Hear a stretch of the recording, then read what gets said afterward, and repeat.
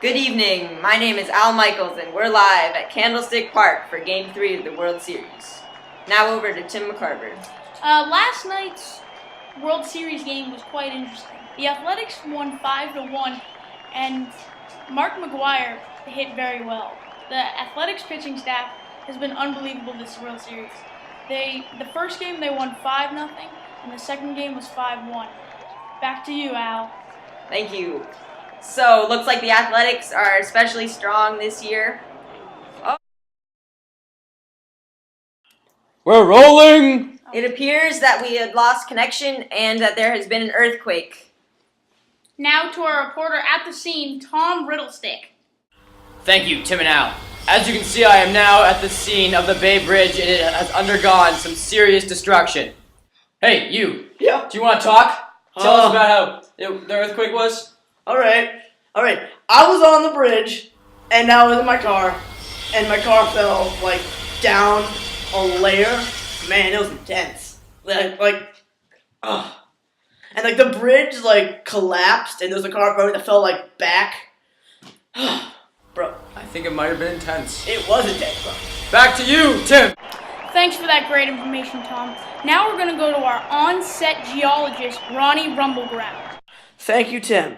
I'm here as a geologist from ABC with degrees from Harvard, Yale, Princeton, and Stanford.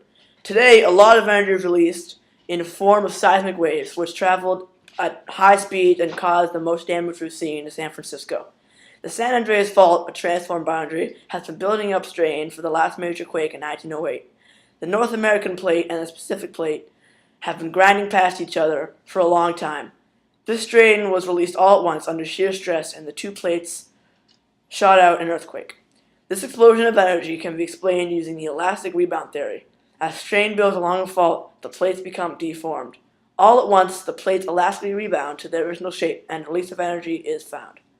For this earthquake, named Nome Primea, we have tracked the epicenter to 10 miles northeast of Santa Cruz. We have also deducted the magnitude to be a 6.9. That's it. And now some live footage from the earthquake.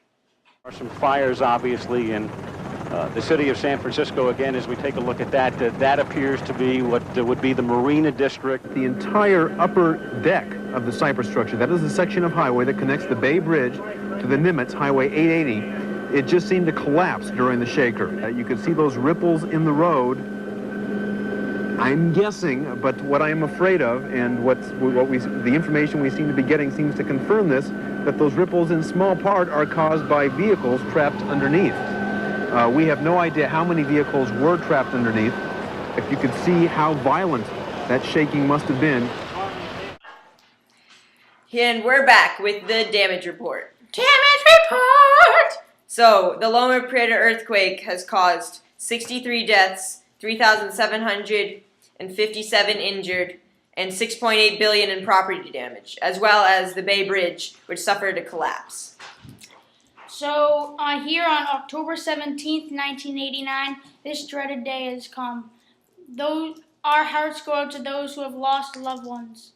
That's the wrap, folks. See you next time.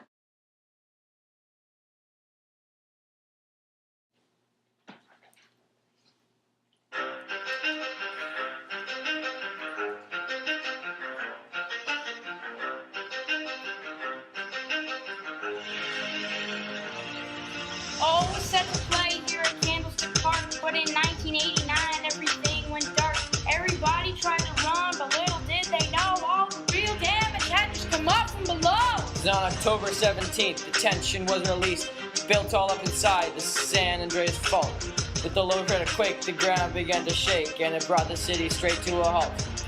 The big game to be played saved many lives being unmade. Everyone at home was set up streets on their own. But even with this tragedy lost, 63 lives were still unfortunately lost. But on October 17th, the tension was released, built all up inside the San Andreas Fault. With the Loma Prieta quake, the ground began to shake, and it brought the city straight to a halt.